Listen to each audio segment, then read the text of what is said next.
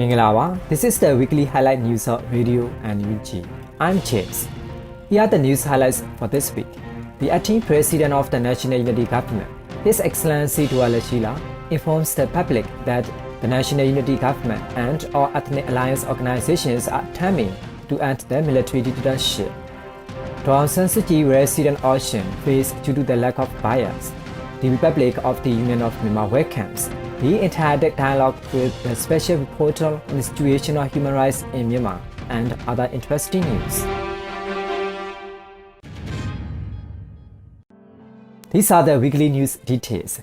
The acting president of the National Unity Government, His Excellency Duwa Lashi, informed the public at the government cabinet meeting held on March that the National Unity Government and all ethnic alliance organizations are determined to end the military dictatorship through armed revolutions and public participation.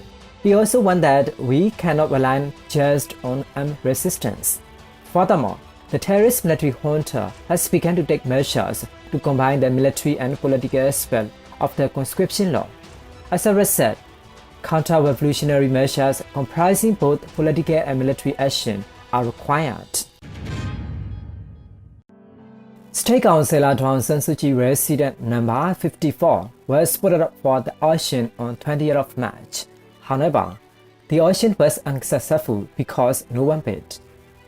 The auction management court officer and the court clerk asked 3 times if there was anyone who places a bid for number 54 residents, but no one bid, so the auction was unsuccessful.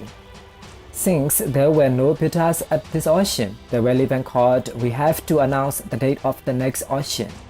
Today, since there is no buyer for the auction, Aung San, who is the winner, has the right to proceed in accordance with the private decree, and the court may proceed to hold another auction.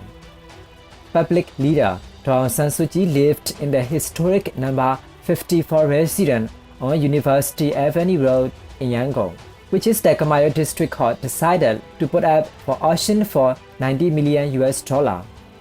General Aung San's wife Daw Khin Chee is the owner of 1.923 acre residence where she lived until her death, and her daughter Aung San Suu Kyi spent over 15 years living under house arrest during the previous military regime.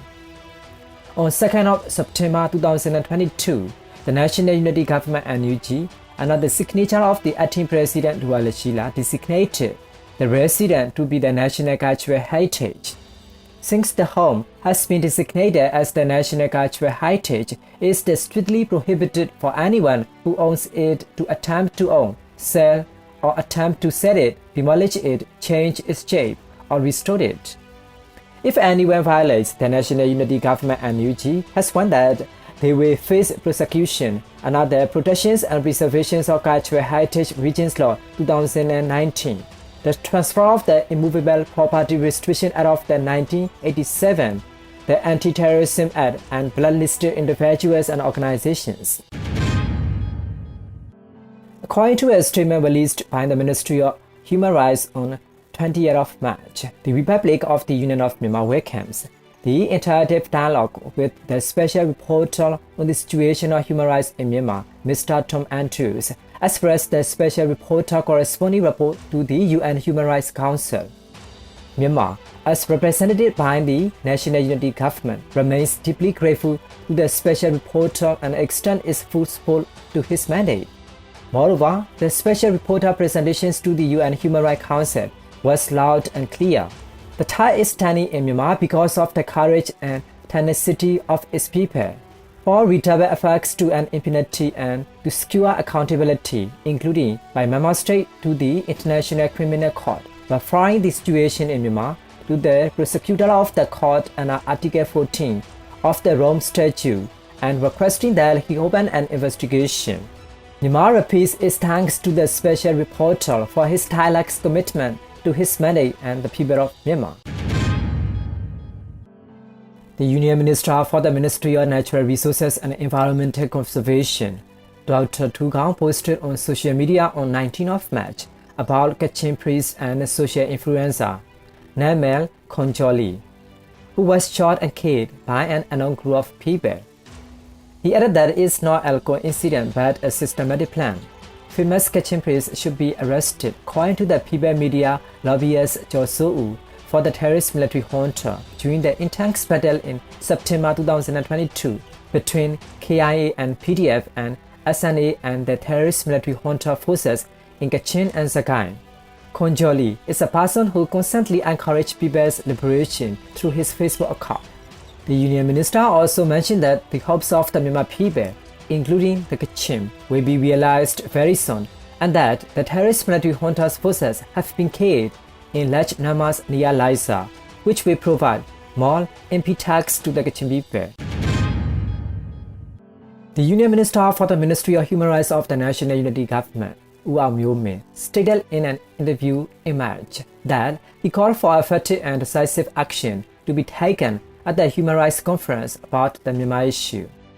At the 55th Human Rights Conference, there is a topic that will be decided regarding the Myanmar-related concerns. The EU will mainly implement this. Among them, it will call for strong and effective measures, including stronger works and the supporting of the international community to highlight the current human rights challenges. At the same time, he would like to clearly state the cases of the crimes against humanity and the war crimes. The Union Minister had a briefing to international diplomats and embassy officials at the United Nations meeting Palais des Nations on 8th of March regarding Myanmar's human rights situation and international demands. These are the weekly highlight news of Radio NUG.